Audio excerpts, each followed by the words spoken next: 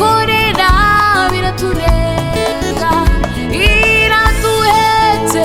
umugongo wayo, niterwa isoni no kwitwa Imana yacu, yuzuye ubuntu n'ibambe, ibyo dukorera biratunenga.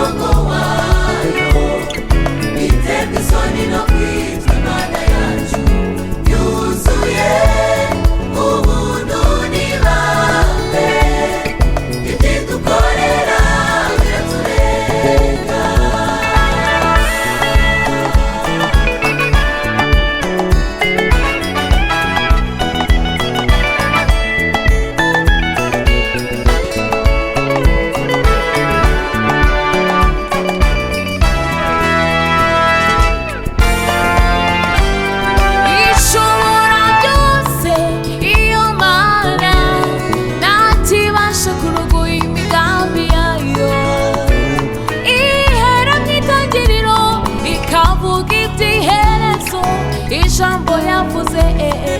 irarisohoza, ita ku badafite shinge na rugero, kandi ntirengagiza gusenga kwabo, iramurira amaboko abakene, kandi n'indushyi izigirira ubuntu.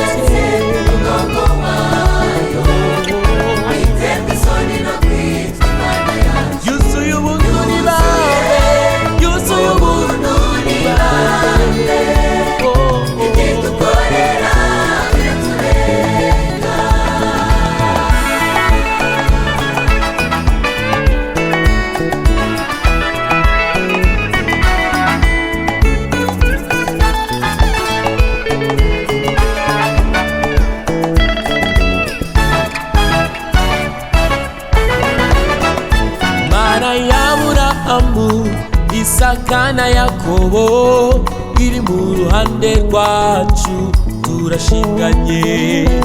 yaducunguye ikadukura mu maboko y'umwanzi, niye mbaraga kandi yihagije, yaduhetse kera ikaduterura tukivuka, imbizi zarinda ziburuye zikidutse, itubundikiza amababa yayo kandi n'ingabo yayo iradukingira,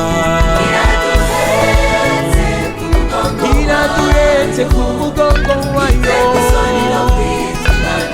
yuzuye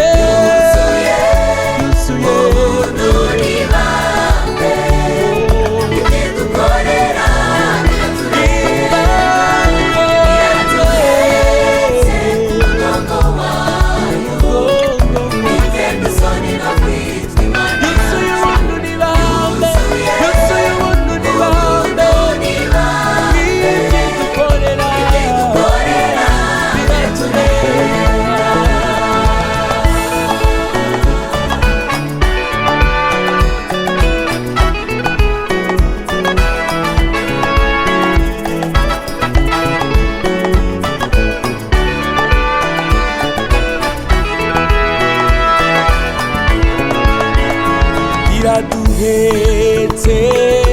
ku mugongo wayo, ntacyo tuzaba turi kumwe nayo, iraduhetse ku mugongo wayo, ntacyo tuzaba turi kumwe nayo, iraduhetse